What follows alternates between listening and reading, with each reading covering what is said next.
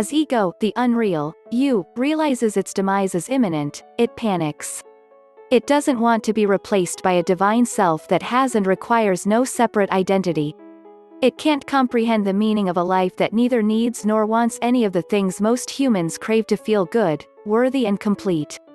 It wasn't built for that. It was built for keeping itself safe, for competition and conquest, for finding a mate, for self-aggrandizement, for judgment and comparison, for grasping at ever more of, it doesn't really know what, but it always finds an object it needs. But the time has come to put away childish things.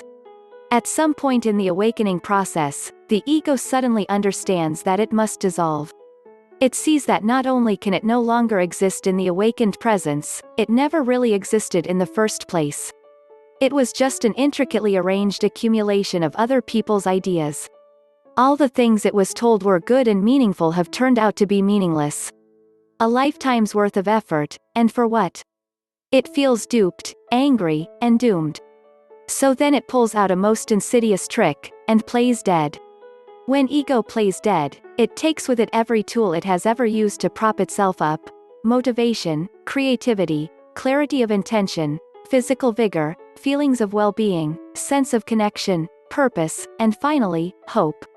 It can take away the very will to live. It strategizes: fine, you don't need me. See how you feel after I'm gone. Fortunately, our built-in biological survival drive keeps most from exiting stage left when this happens, but our inner landscape becomes very dark and bleak. However, we might think of it not as a descent into oblivion, but as sterilizing the soil in a garden so that the egoic weeds can't grow back, but our divine awareness can grow strong and blossom unencumbered.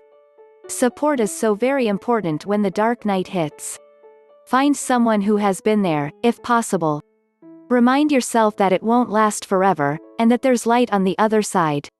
Smoldering remnants of the ego may remain afterward, and your spiritual work will continue, but whatever pieces of ego do try to sprout up again will be weak and stunted, easily visible against the newly scorched landscape, and a cinch to pull before they get out of control.